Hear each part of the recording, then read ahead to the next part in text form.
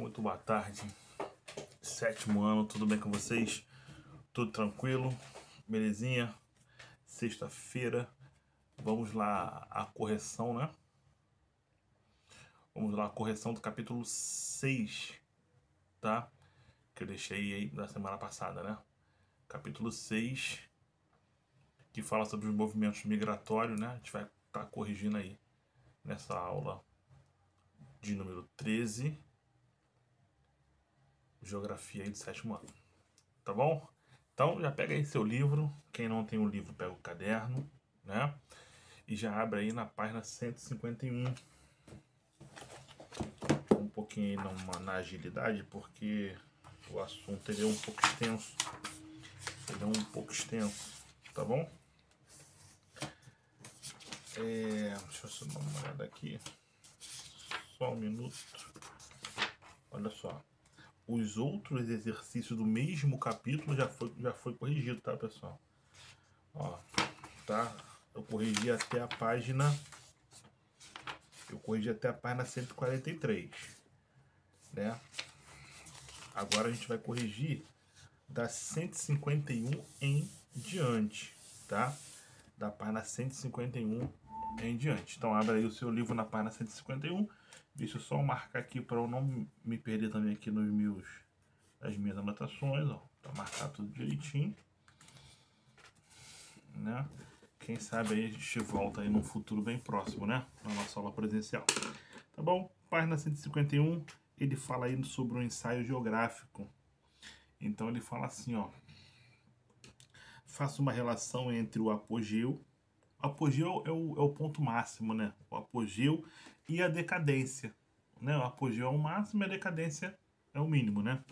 Ali, ó. Faça uma relação entre o apogeu e a decadência dos ciclos econômicos e migrações entre as diversas regiões do Brasil. Olha só o que ele diz aqui, ó. Olha só o que ele diz aqui. Ele fala que as migrações obedeceram, número 1, tá, pessoal? Número 1 da página 151. As migrações obedeceram aos fluxos produtivos e ajudaram na formação das diferentes regiões brasileiras, como os ciclos econômicos. Beleza? Ao complemento, olha só, que tem aí, ó. Uma região em seu apogeu econômico atrai imigrantes, mas quando em decadência sofre com a imigração. Quando tem um ciclo econômico que está bombando, né, tá vendendo pra caramba, isso estimula as pessoas a irem para essa região. Agora, quando o ciclo econômico ele atinge o declínio, né, isso vai fazer com que as pessoas vão embora também daquela região. Tá? Então, como é que ficou aí, professor? Vamos lá. Desde o início. Nota-se que aqui tem um pedaço, né, da resposta, né? E eu trago um complemento, ó. Ele fala assim, ó: as migrações obedeceram aos fluxos produtivos e ajudaram na formação das diferentes regiões brasileiras, como os ciclos econômicos. Você tem até aí. Agora só complemento, ó. Uma região em seu apogeu econômico atrai imigrantes, mas quando em decadência sofre com a emigração. Emigração é a saída. Tá bom? Número 2, ainda na página 151. O ciclo da mineração foi muito importante para o povoamento do Brasil. Isso é afirmativa. Aí ele fala assim, ó: apresente duas justificativas para essa afirmação. Então, olha só. O fluxo de imigração acelerado povoou rapidamente partes do Mato Grosso, Goiás e principalmente Minas Gerais. A mudança da capital de Salvador para o Rio de Janeiro. Né? Então, a capital do Brasil era em Salvador, passou a ser Rio de Janeiro e ficou aqui no Rio de Janeiro até 1960. A partir daí, a capital ela foi deslocada para o centro-oeste do Brasil, né? Brasília, não é isso? Então, Brasília fica ali no estado do centro-oeste ali, né? Centro-oeste do Brasil. Estado de Goiás. Um pedacinho, né, do estado de Goiás.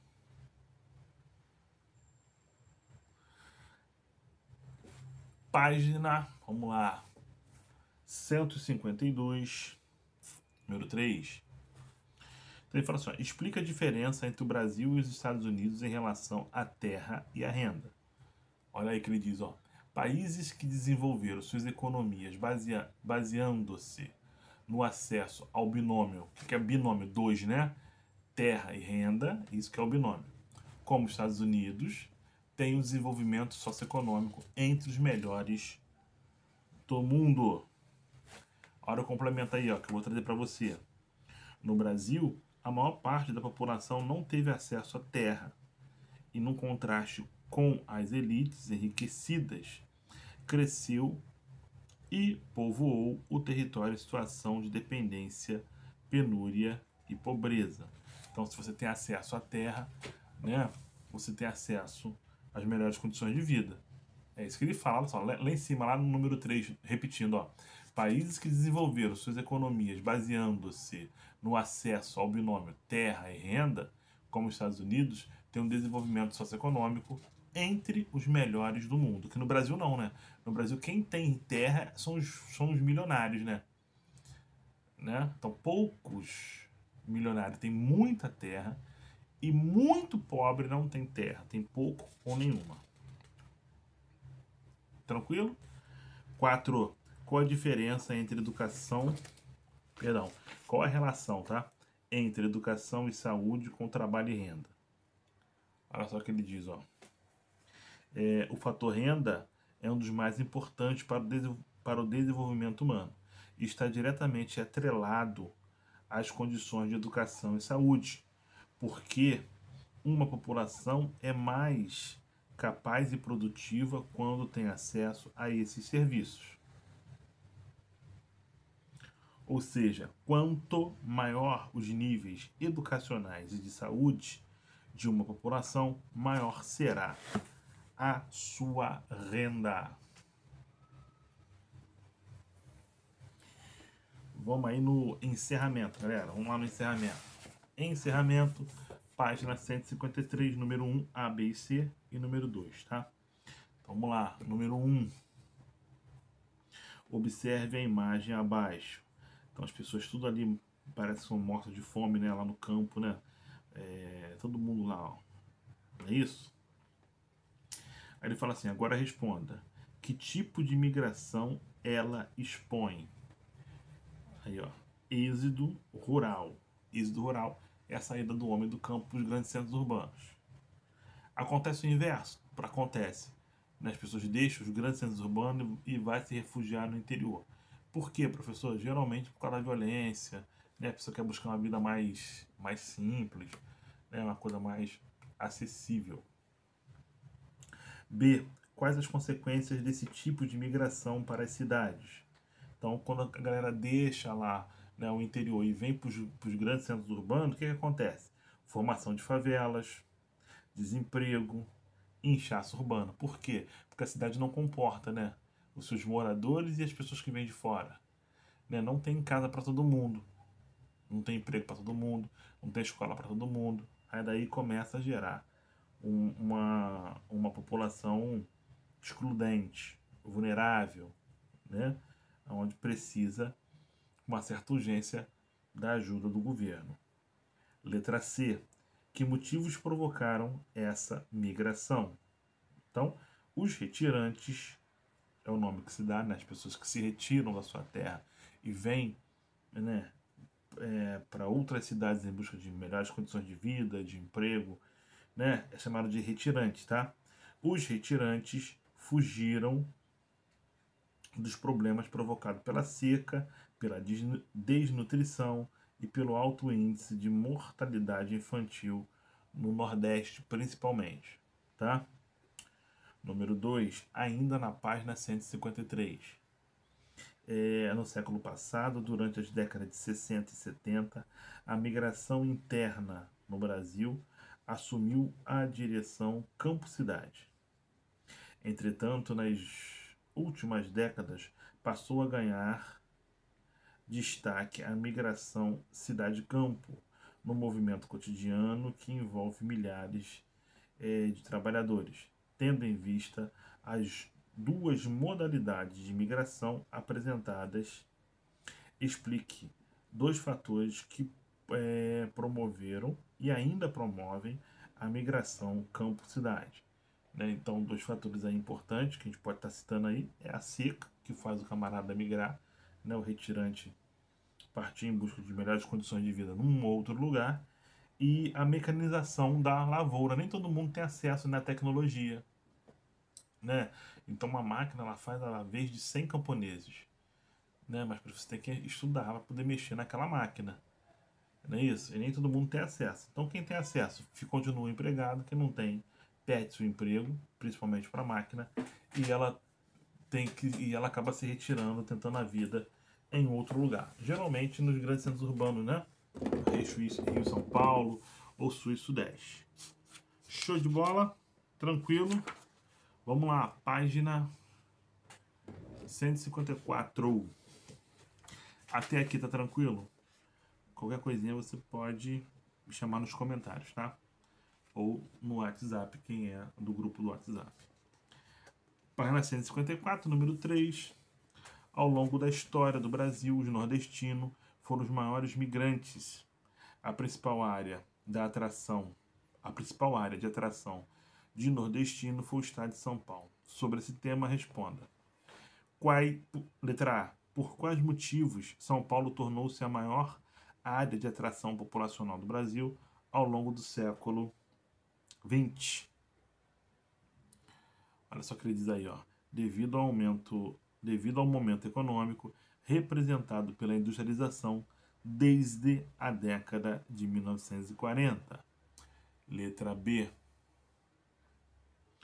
Quais os tipos de emprego nos quais os nordestinos se ocuparam quando chegaram a São Paulo?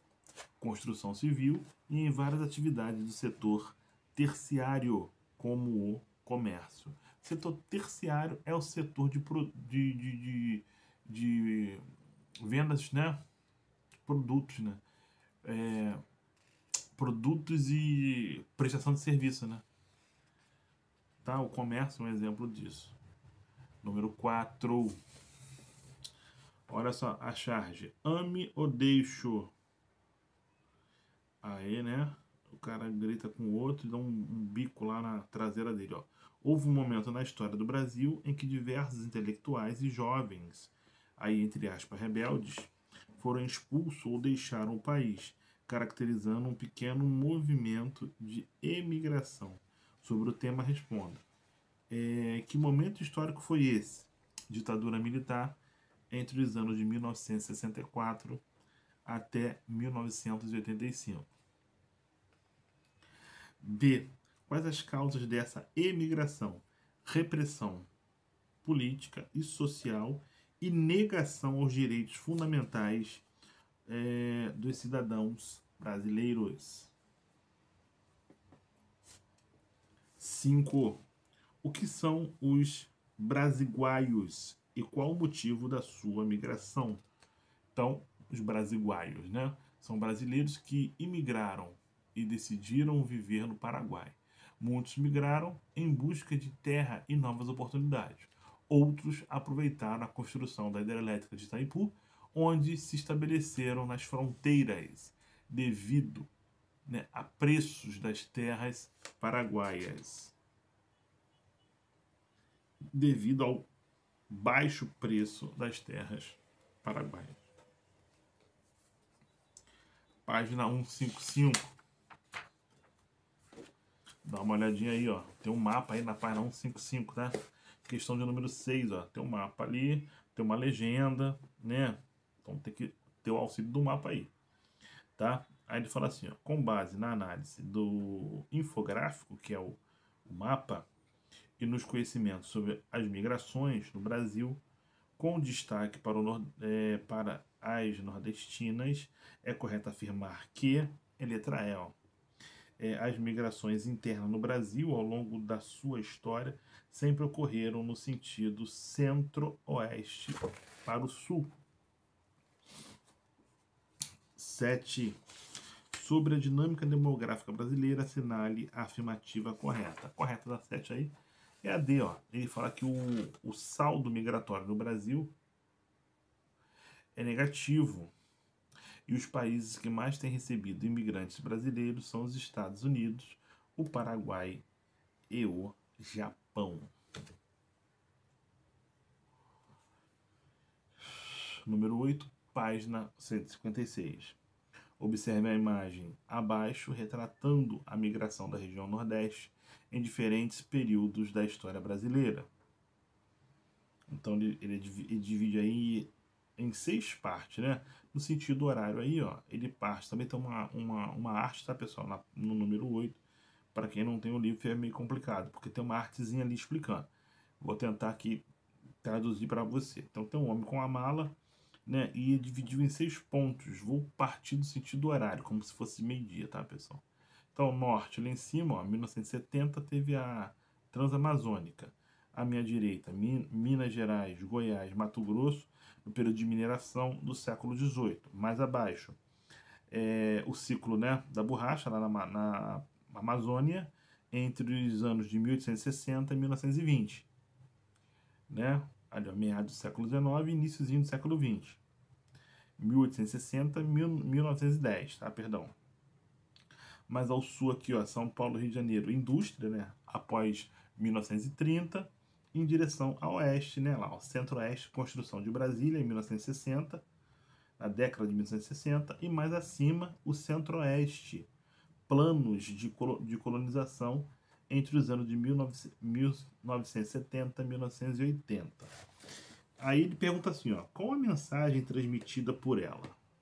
Né? Então ele fala assim, ó, a mensagem transmite a participação dos nordestinos em diversas regiões e diferentes atividades econômicas, tendo como migrante um papel fundamental no processo de construção do Brasil. 9. Para responder, 9, página 157, tá, pessoal? Para responder as perguntas abaixo, analise com atenção o mapa. Tem outra arte aí, é um mapa do Brasil, tá? Onde ele fala né, das imigrações em azul e das emigrações em vermelho. Então tem que fazer uma análise aí, e quem não tem o livro fica um pouco prejudicado aí. Mas vou tentar te ajudar, tá? Então você analisou aí, ó, número 9, para responder as perguntas abaixo, analise com atenção o mapa. Depois ele pergunta, letra A, qual a região brasileira em que ocorreu maior taxa de imigração? Sudeste. Letra B, quais as 2 regiões em que houve maior taxa de emigração? Nordeste e Sudeste. 10. A expressão brasiguaios vem sendo empregada pela geografia da população para designar, letra B, ó, os camponeses sem terra, arrendatário e proprietários de terra provenientes do Brasil, que ultrapassam a fronteira com o Paraguai e se estabelecem em áreas agrícolas desse país. Número 11, vamos lá. Número 11, a restituição da paisagem. Então tem um pequeno texto aí, né? Um pequeno texto que eu vou ler para você aí, o pequeno texto, ó.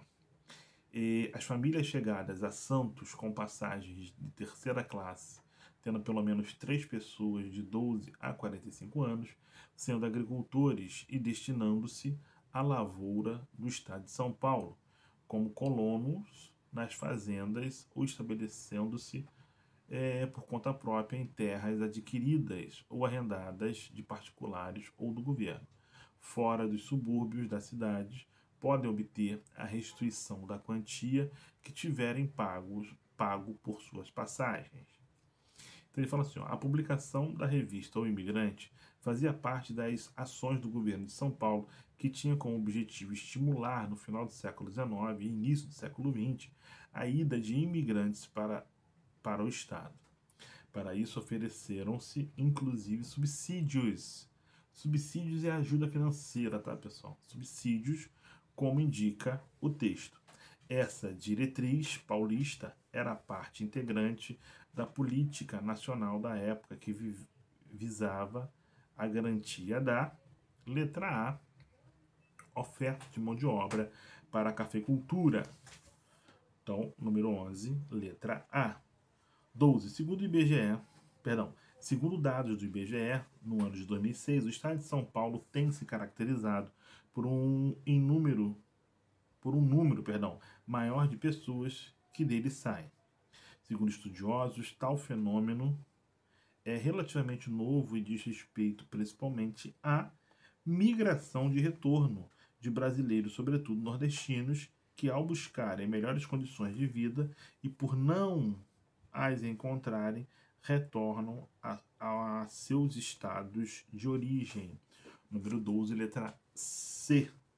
É aquilo, né? De volta para minha terra, né?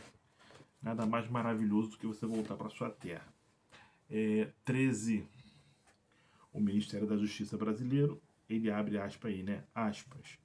O Ministério da Justiça brasileiro, entre 1909 e o primeiro semestre de 2011, regularizou permanência no Brasil de 18 mil bolivianos. De acordo com as estatísticas, os bolivianos são a comunidade estrangeira que mais cresce em São Paulo. E a principal motivação para esse deslocamento é a busca por emprego. Nesse contexto, o deslocamento feito pelos bolivianos, letra A, coloca-os na condição de imigrantes em território brasileiro. Então, número 13, letra A, confere aí para mim. Número 14, leia com atenção. Pau de Arara. Isso é uma música, eu não sei cantar essa música, mas eu vou dar uma lida para você. Quando eu vim do sertão, seu moço do meu bodocó, a malota era um saco e o cadeado era um nó. Só trazia a coragem e a cara, viajando num pau de arara. Eu pensei, mas aqui cheguei. Trouxe um triângulo no motolão. Trouxe um gongue no motolão. Trouxe o zambumba, um zabumba dentro do matolão. Shot, maracatu e baião.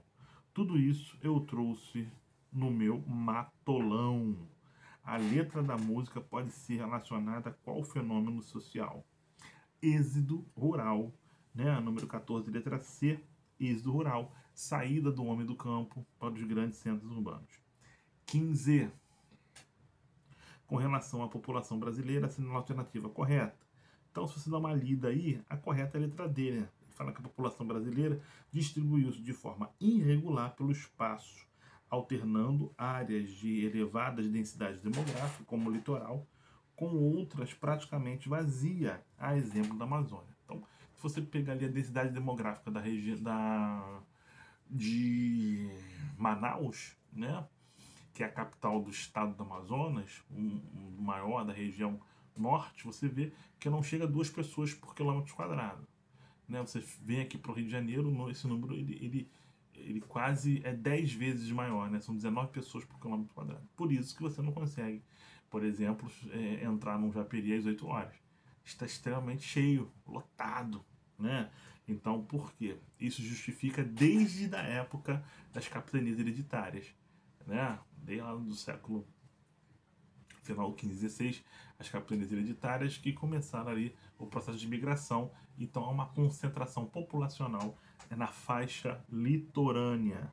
Você vai se distanciando para o oeste, o número de pessoas vão diminuindo, tá? Então a número 14, letra D de dado, perdão, 15, letra D de dado. Vamos lá para o 16, falso verdadeiro, né? Então aqui, ó, 16.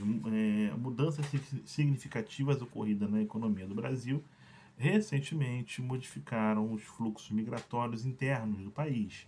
Sobre esse tema, considera-se as afirmações a seguir em verdadeiro e falso. Então a sequência ficou aí, ó. A letra A é falsa, B, C e D, verdadeira, e E, falsa. Então, quais são as falsas aí? A e E. B, C e D são verdadeiras, tá? 17. De acordo com diversas estatísticas, inclusive as do próprio governo, mais de 30% da população brasileira vive abaixo da linha da pobreza, isto é, não consegue satisfazer condições mínimas de alimentação, saúde, transporte, moradia, etc. Assinale a opção abaixo que aponta uma causa correta dessa situação. Então, uma causa correta aí é a letra E, né? A excessiva concentração de renda. Né? Então, poucas pessoas milionárias e milhares de pessoas pobres ou até abaixo da linha da pobreza. Isso é desigualdade social. 18. Aspas, né? Abre aspas. Em 1989, quase todos os 407 operários da cidade de Pacajus, no Ceará, estavam na fábrica de suco e castanha de caju, Jandaia. Hoje a cidade abriga a fábrica de jeans da Vicunha, a Reguesa, produtora de papel e uma cadeia de fornecedores. O número de empregos chegou a 5 mil, a mais de 5 mil, um salto de quase 1,5%.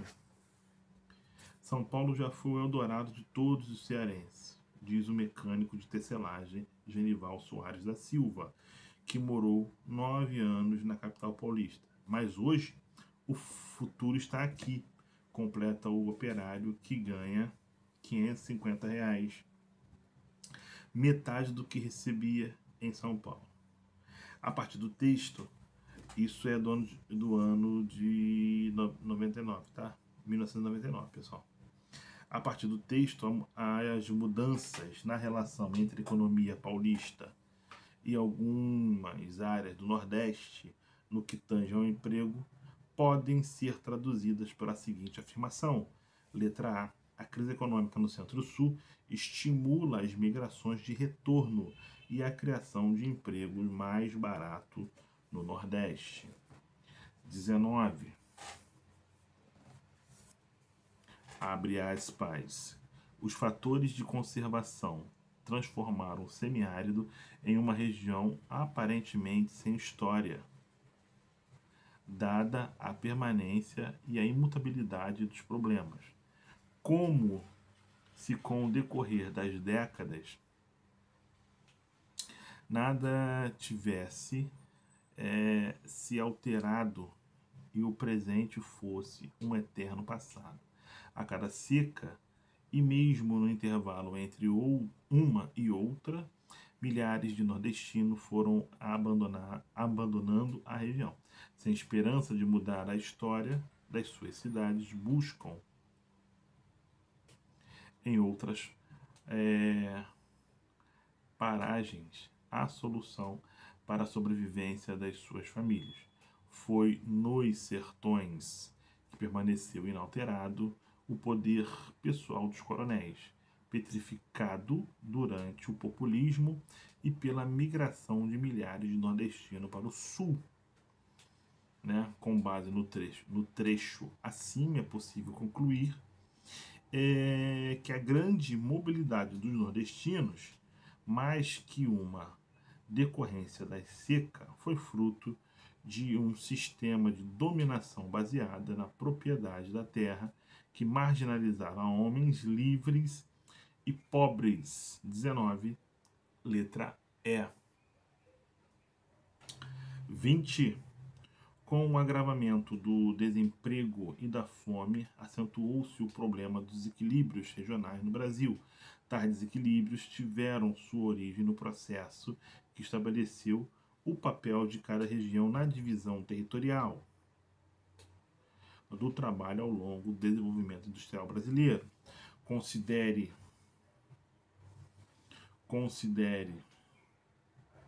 o desenvolvimento desigual ocorrido no Brasil e enumere a coluna da direita de acordo com a esquerda, associando cada região ao papel econômico que lhe coube na divisão territorial ou do trabalho. Então a sequência aí ficou 3, 1, 4, 2. Se você correlacionar a sua coluna da esquerda com a da direita, você vai achar a sequência de 3, 1, 4, 2. Ali, ó. 1. Fornecimento de mão de obra por meio de migração interna, no Nordeste. 2. Abastecimento alimentício dos principais centros industriais, no Sul. 3. Oferta de espaços amplos para as frentes de expansão agrícola, Centro-Oeste. E número 4, polarização e organização nacional do processo produtivo, Sudeste.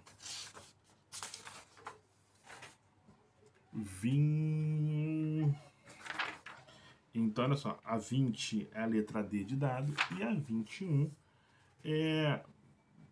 tem um texto aqui gigantesco, né? Na 21, eu já li aqui esse texto. E de acordo com os fragmentos da composição, podemos dizer o quê? Se dá uma analisada aí, você vai analisar, você vai chegar à conclusão que as corretas são as proposições 2 e 3. Né? 2, ó, a seca é um fenômeno natural, suas consequências sobre a população camponesa pobre é de cunho puramente socioeconômico, enquanto os pobres são duramente penalizados com as secas, os ricos, donos de terras, até chegam a ser favorecidos com a estiagem. Então, é uma indústria da seca. Número 2 está correto. 3, ó. O imigrante nordestino, além das questões econômicas e sociais, também sofre problemas de ordem afetiva e psicológica com o choque cultural, o preconceito do qual é vítima, a baixa autoestima, a perda de referenciais de identidade e a necessidade de adaptação a outro estilo de vida. Também é verdadeiro, né? Vamos só analisar a primeira aí, então, tá? Olha, ele fala que as regiões abordadas na composição são o Agreste e a zona da Mata Nordestina, onde a ocorrência de chuvas é no outono e inverno, predominantemente entre os meses de março e agosto. Isso é mentira, né? Muitas das vezes ficam meses sem chover. Tá bom? Foi um pouquinho longo, né? Hoje aí um pouco cansativo, mas é assim mesmo, tá?